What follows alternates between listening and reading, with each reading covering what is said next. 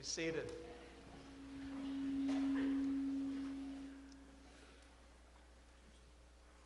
Lord, we cry out to you for you to do that work of revival in our church, in our land, and in each of our hearts today. And between now and the time when we leave this place, may the veil between heaven and earth be very thin as we worship you and we hear you speaking right to our souls. So may the words of my mouth and the meditations of our hearts and minds together be acceptable in your sight, O Lord, our rock and our Redeemer. Amen. We continue journeying together through the book of Joshua. And the people of Israel are at the verge of entering into their promised land. Last week we looked at how Joshua and the people were camped at Shittim, which is right to the west side, or the east side of the Jordan River. And the spies went across the river to scope out the land. They came back reporting that the people, which they learned this through Rahab, the people were terrified of them. They're quaking in their boots, knowing that this huge group of Israelites, maybe 1 million people who have been just kind of in the wilderness for years, they're knocking right on their door. And so for almost 4 decades, the people of Israel have been just to the east and to the south. They've just kind of been tent camping back and forth in that area, waiting for God to allow them to cross into the land flowing with milk and honey in Canaan. So this is where we pick up the story in chapter 3, and I invite you to follow along with me. Joshua, we'll look at chapters 3 and 4 today. Then Joshua rose early in the morning, and they set out from Shittim. And they came to the Jordan, he and all the people of Israel, and lodged there before they passed over. At the end of 3 days, the officers went throughout the camp and commanded the people, as soon as you see the ark of the covenant of the Lord your God being carried by the Levitical priests, then you shall set out from your place and follow it. Yet there shall be a distance between you and it, about 2,000 cubits in length. Do not come near it, in order that you may know the way you shall go, for you have not passed this way before. That's a key phrase there, just reminding us of the momentous significance of what's happening here. They have not passed this way before. They've been camping on the doorstep for almost 4 decades, but they have not passed this way before. Verse 5, then Joshua said to the people, consecrate yourselves, for tomorrow the Lord will do wonders among you. Joshua was saying, get ready and consecrate yourselves. That meant actually for them to physically get ready for this work that God was going to do. To consecrate yourself meant to actually take a bath. Now, we may take that for granted in our culture where we have running water in our homes, but actually that was not something people did with frequency in that culture. And so this was a call for all the people to bathe themselves, to wash their clothes.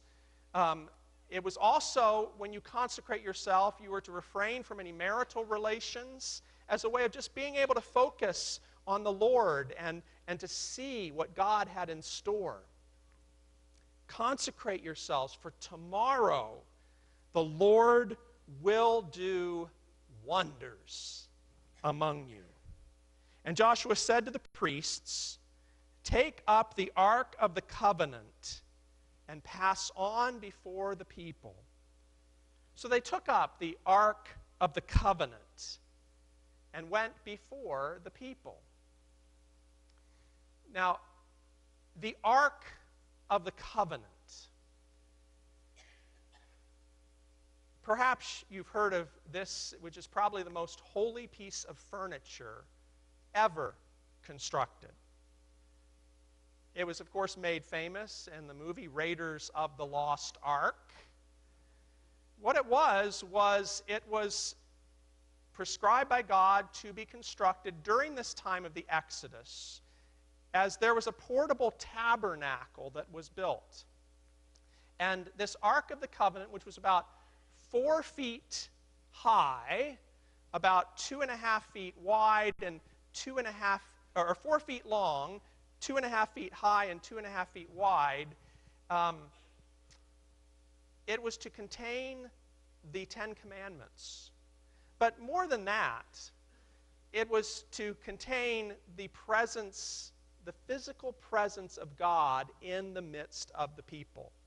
And so this was constructed from acacia wood, and it was overlaid with gold. There were these 2 angels, cherubim, constructed over what was called the mercy seat, which is like the bench part of this ark. And once a year, the high priest would offer a sacrifice of blood, sprinkling this blood on that mercy seat as a way of atoning for the guilt of the people. Our Jewish brothers and sisters just celebrated Yom Kippur, this high day of atonement. And that was the significance of that day, which was the one day that the priest could enter this Holy of Holies, and otherwise the Ark of the Covenant, unless the people were on the move, was always in that place. And in addition to just the people knowing it was there, we're told that there was a tornado-like cloud that would be just kind of hovering over the place where the ark was during the day, and at night that would turn into a pillar of fire. And so the people had this constant sense, this awesome sense of the holiness of God right in their presence. And so Joshua commands the priests, who were the ones who were responsible for carrying this precious piece of furniture that represented the very presence of God. He commands them to go first as God leads them out.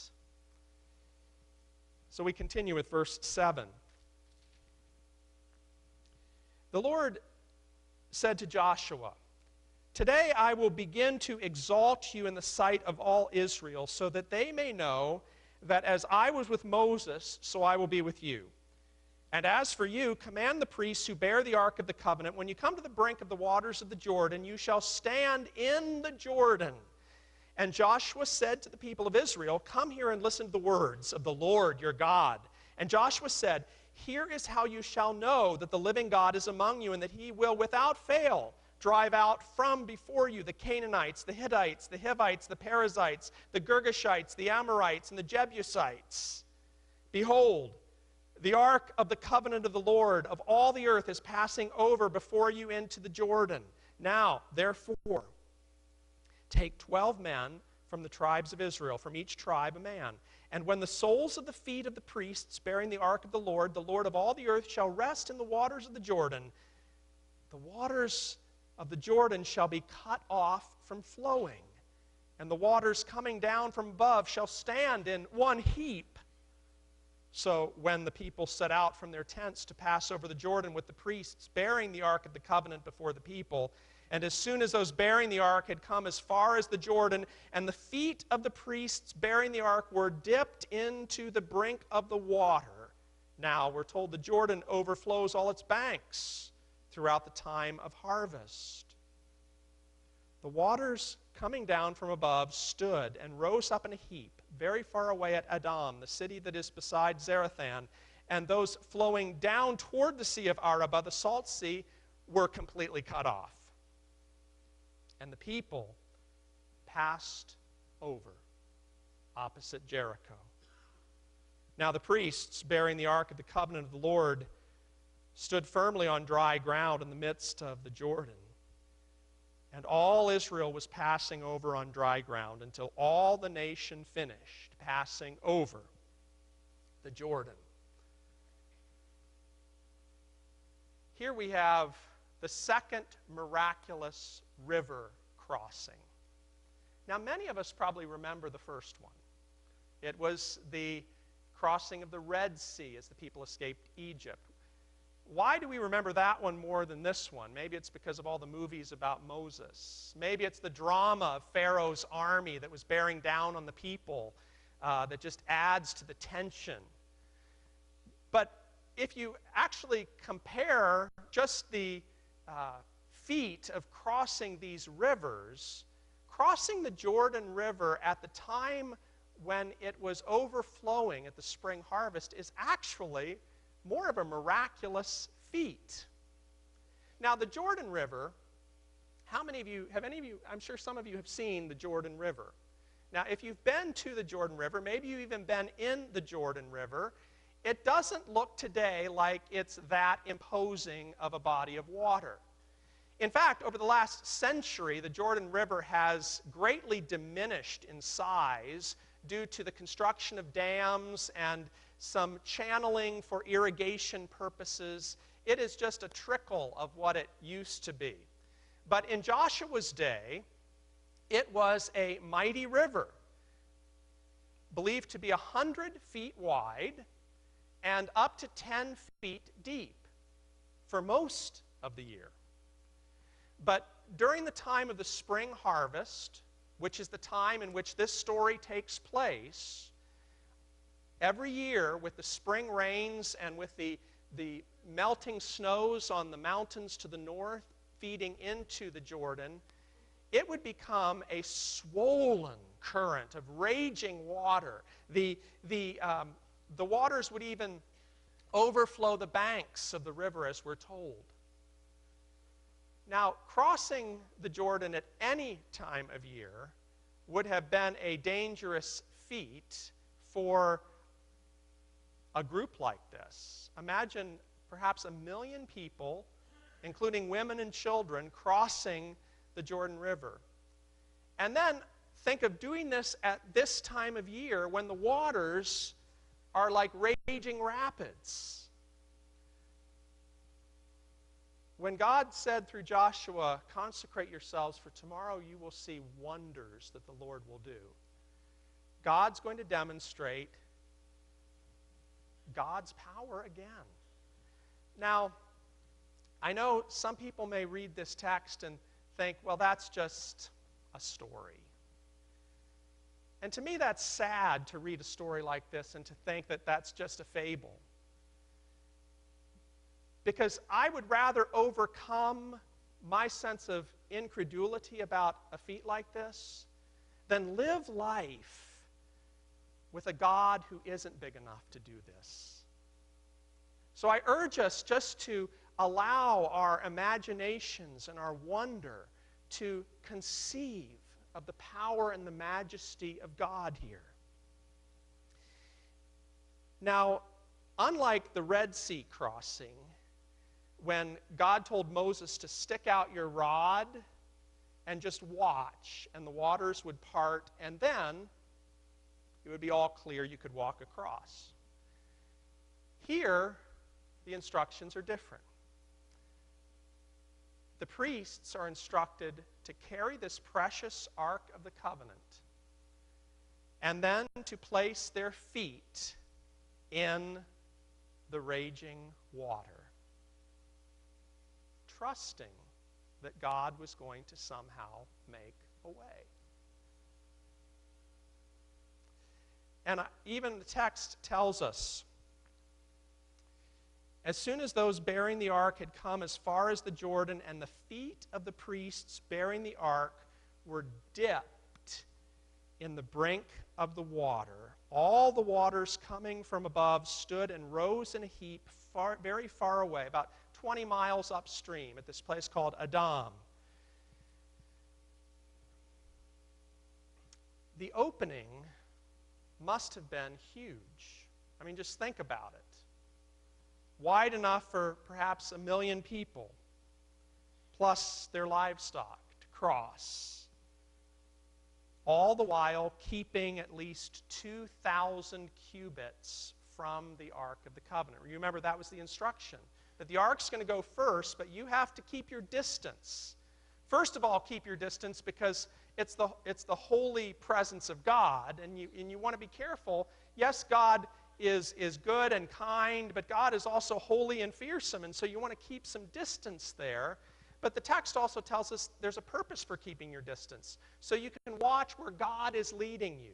Don't get ahead of God. Just watch where God is leading you. By the way, 2,000 cubits, that's about a half a mile.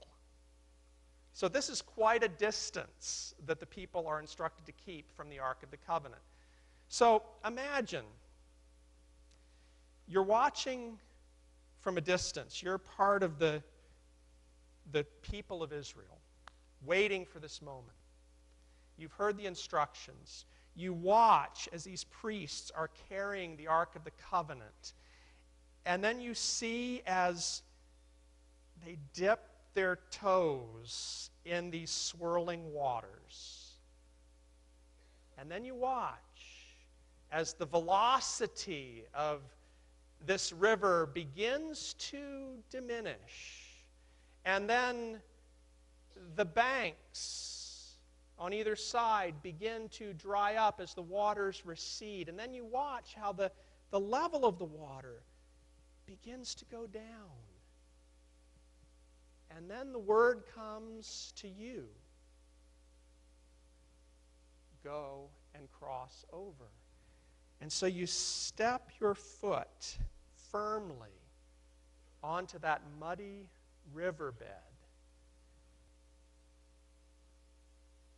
The wilderness, where you've spent your whole life, is behind you. The promised land is in front of you. And right now you find yourself standing in this remarkable place of in between. And as I think about that moment for the people of Israel, I like to think of this moment in their history, and for each of them personally, as being what anthropologists call liminal space.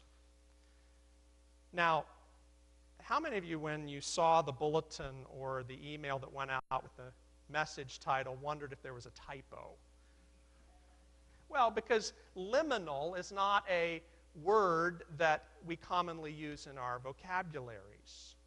But it's a wonderful word, and it comes from the Latin limen, which means threshold.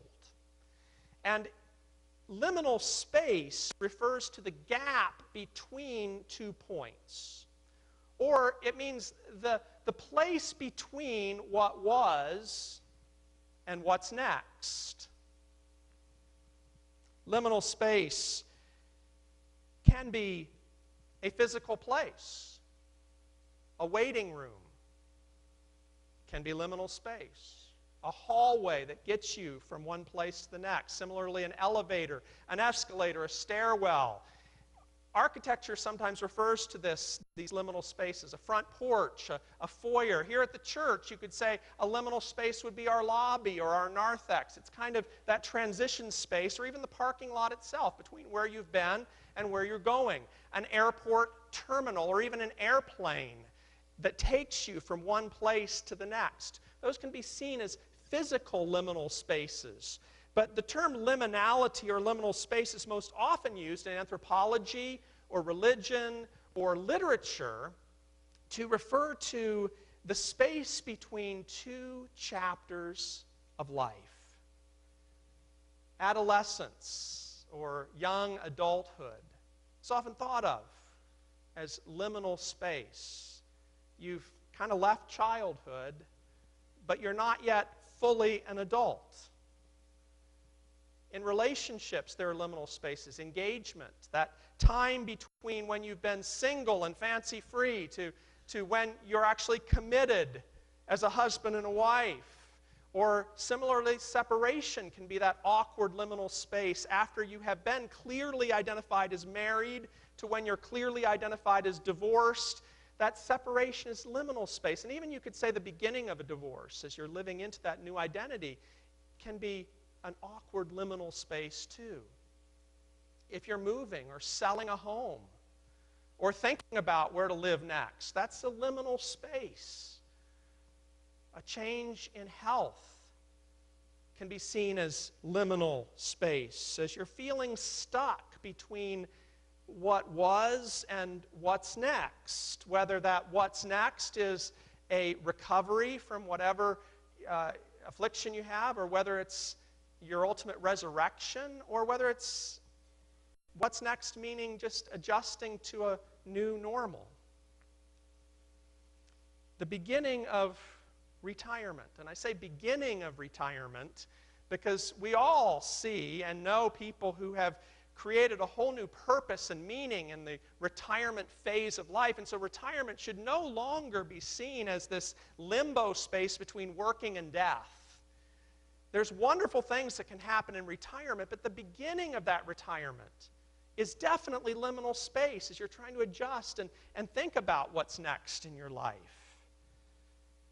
And grief is most definitely a liminal space.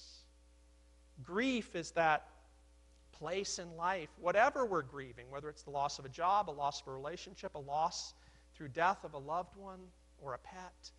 It's that place where we just must linger for a while as a transition period between what was and what's next. We don't stay stuck in that place, or we shouldn't stay stuck in that place, that liminal space of grief. But it's important liminal space, this transition time. That's why we call our grief support ministry here at this church transitions, because it's about living in that transitional period between what was and what God has next. Well, the Israelites, they only spent a day in this liminal space, crossing from one side of the Jordan to another. Most liminal spaces in life are, of course, longer and far less thrilling. But there's a principle that translates across the centuries, across the cultures, and that is, I think this story shows us that to get from what was to what's next, Israel had to cross the river. Now, if you remember the map earlier, or if you're familiar with that part of the world, they could have gone into Canaan the way of the land of the Philistines, just hugging the coastline, coming up from the west. But it was God's plan for them to come around to the east so that they would cross over the Jordan River into this new promised land. So by God's design, the only way they could get there was to cross over this river. The priests had to take the risk of placing their feet in those swirling waters. The people had to take the risk of stepping into that riverbed, trusting that the waters that had been stopped 20 miles upstream would remain in their heap.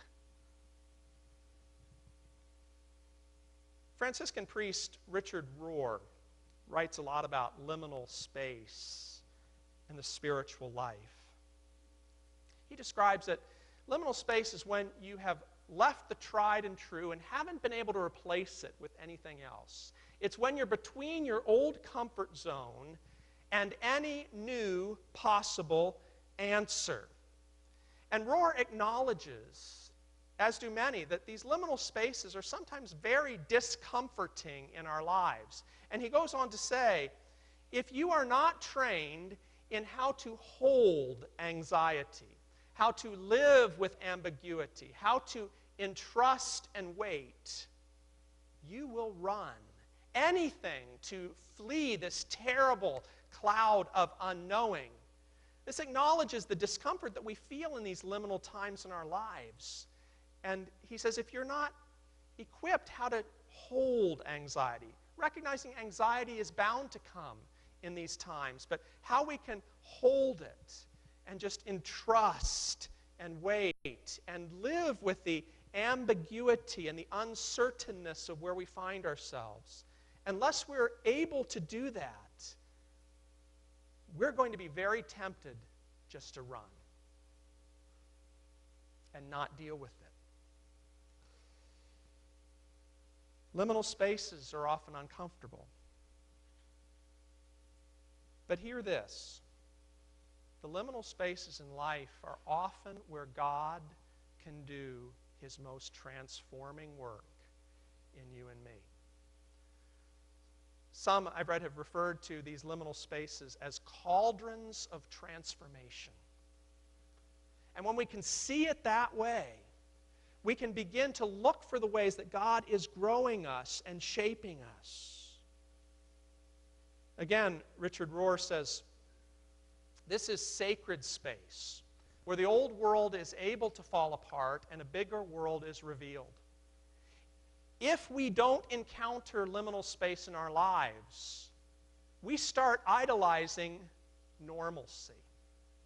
Now, you read in the Old Testament so often about idolatry. Here's one of the ways we most often fall into that sin.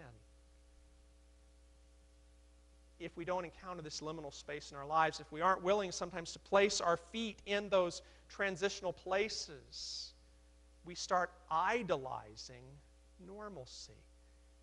He says the threshold, that place between what was and what is, the threshold is God's waiting room. Now, I know it's often jokingly said that Florida is God's waiting room. Well, if it is, then consider the possibilities. Because he says the threshold is God's waiting room. Here we are taught openness and patience as we come to expect an appointment with the divine doctor. And I love the way he uses this metaphor here of waiting in the waiting room to see the divine doctor. And it makes me think about something that is probably quite common among us in the room today. Do any of you spend a lot of time in doctors' waiting rooms? Probably a frustratingly large amount of time in doctors' waiting rooms. And as I reflect on this and think about this liminal space, a very specific application could be thinking about those moments when you are sitting in a physician's waiting room.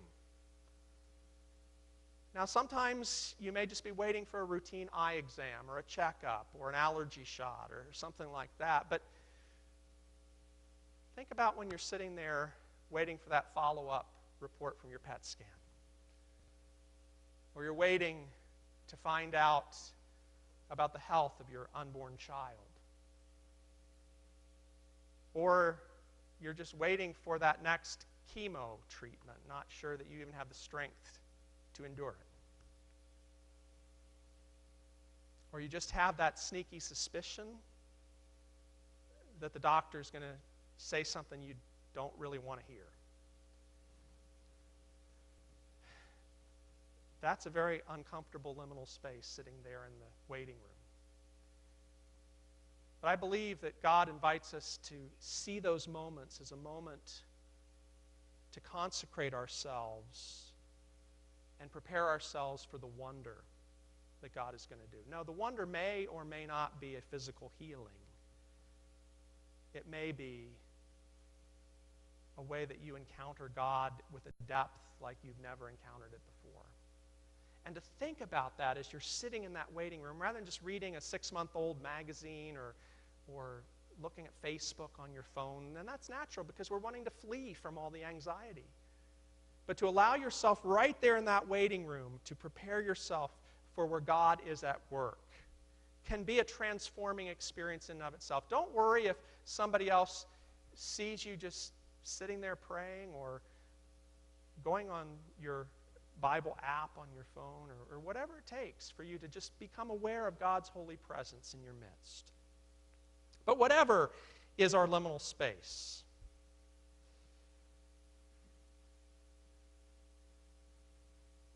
we need to see it as God's waiting room in our life. Yes, Joshua said, consecrate yourselves, for tomorrow the Lord will do wonders among you. You see, crossing over the Jordan River was not just a perfunctory passageway into the promised land. that space would be holy ground. A place to see and savor the goodness of God. A place to mark and remember. Follow with me as we look at Joshua 4. When all the nation had finished passing over the Jordan, the Lord said to Joshua, "Take 12 men from the people, from each tribe a man, and command them, saying, Take 12 stones from here, out of the midst of the Jordan, from the very place where the priest's feet stood firmly, and bring them over with you and lay them down in the place where you lodge tonight." Then Joshua called the 12 men from the people of Israel, whom he had appointed, a man from each tribe. And Joshua said to them, "Pass on before the ark of the Lord your God into the midst of the Jordan, and take up each of you a stone upon his shoulder, according to the number of the tribes of the people of Israel, that this may be a sign among you. When your children ask in time to come, 'What do these stones mean to you?'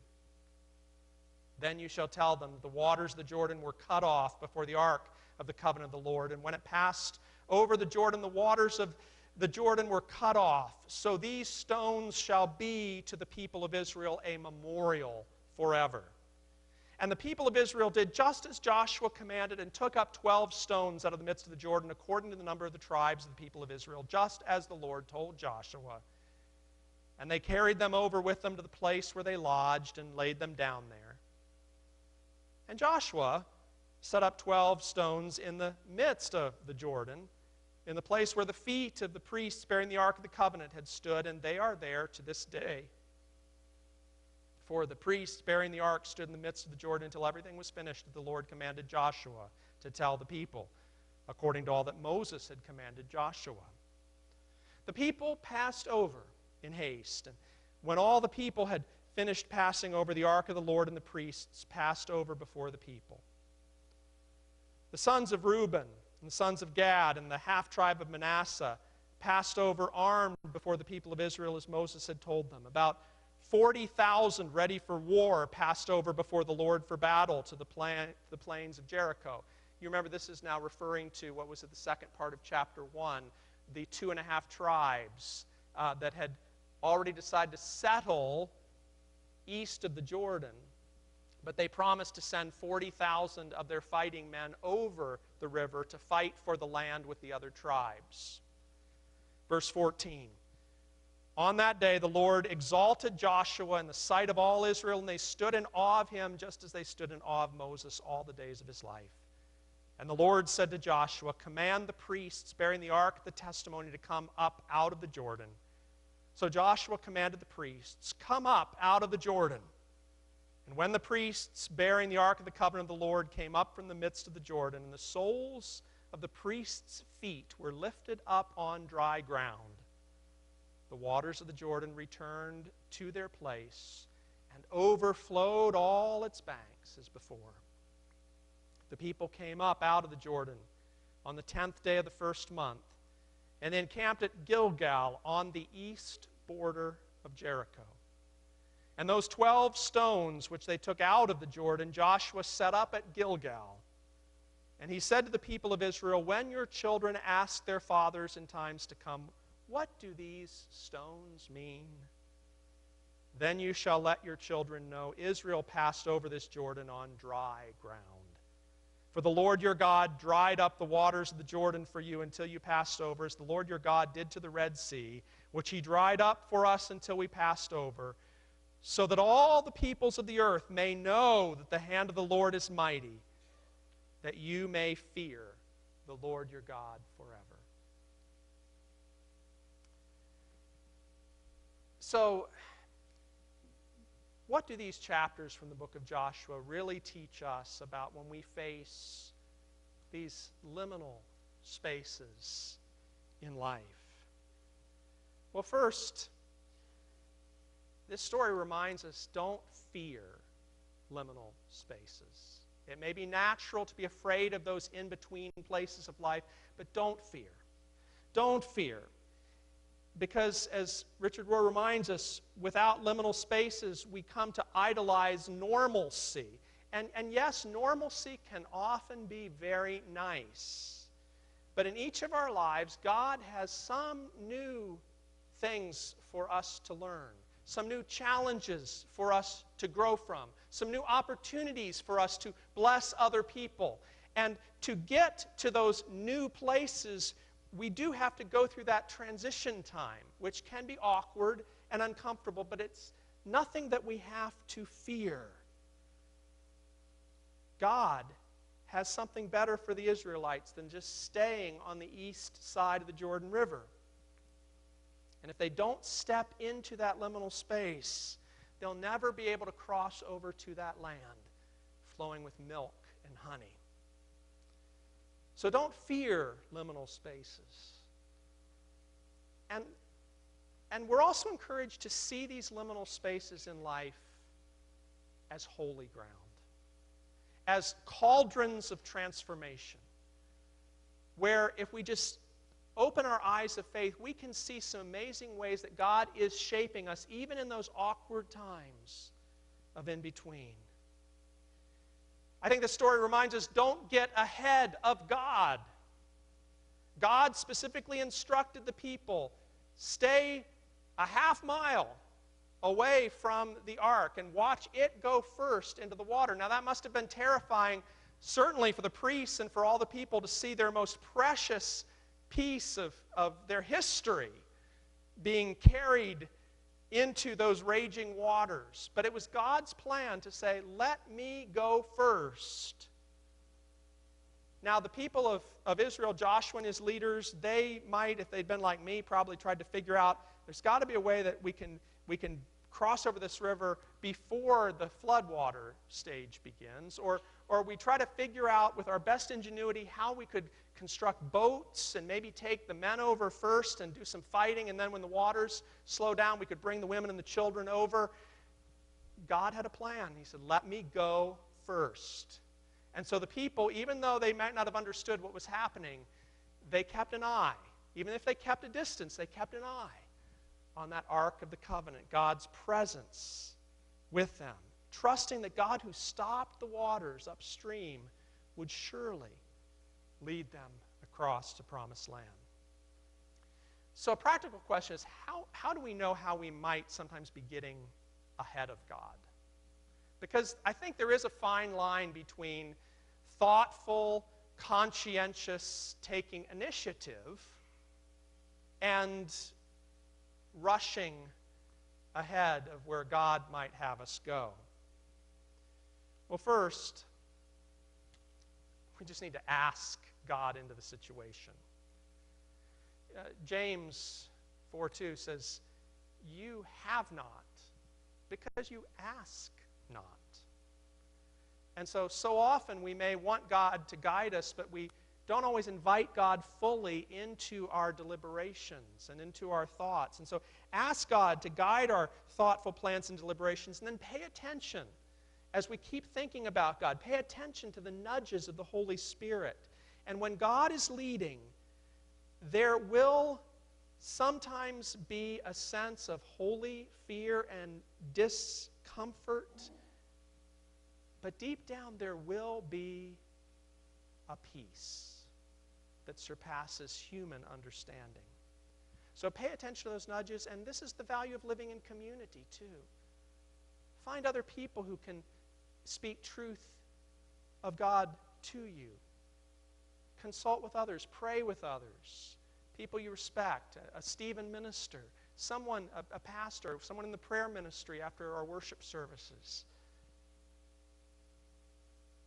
That can help us, I think, figure out how we can avoid getting ahead of God.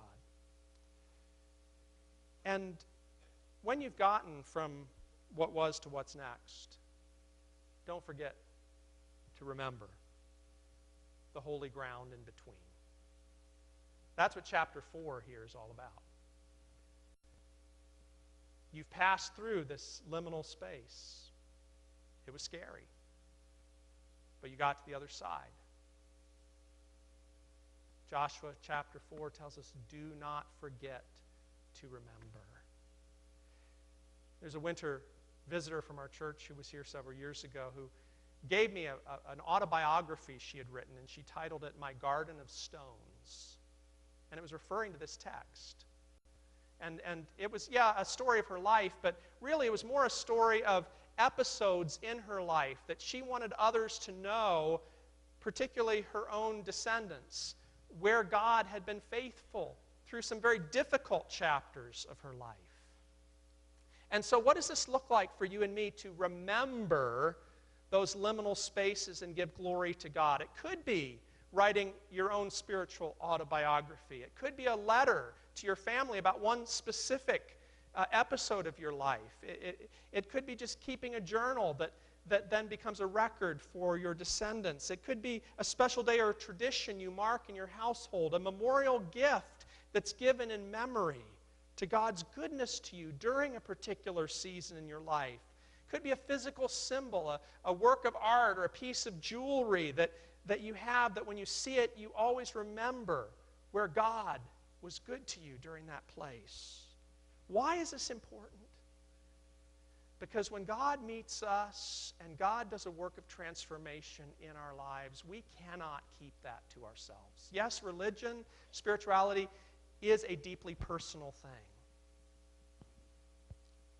But God gives us each stories to tell, memories to share. And when God takes us through liminal spaces, it's not just for our own blessing, but so that we might be a blessing to others. So when your children ask their fathers and mothers in times to come, what do these stones mean? Whatever those stones are in your life. When they ask, what do these stones mean? Then you can say, Israel passed across the Jordan onto dry ground so that you may know that the hand of the Lord is mighty. If you're in between that place that was and whatever is next, if you find yourself in that liminal space, whatever it is, I encourage you not to see that place as a place of agony or hopelessness. Embrace the space and see it as the Jordan that you are crossing over. For when we find ourselves betwixt what was and what's next, we can also remember, as Joshua tells us so clearly, that right in the midst of what we're going through is the holy and awesome presence of God. Guide us, O thou great Jehovah. We often feel like pilgrims in this barren land. We are weak, but you are mighty, and so we pray, hold us with your powerful hand. And when we tread the verge of the Jordan, whatever that Jordan is in our life, Lord, would you bid our anxious fears to subside? And though we may feel as though we're experiencing death and hell's destruction, give us the faith to believe, Lord, that you will land us safe on Canaan's side. And then songs of praises we will ever give to thee. Amen.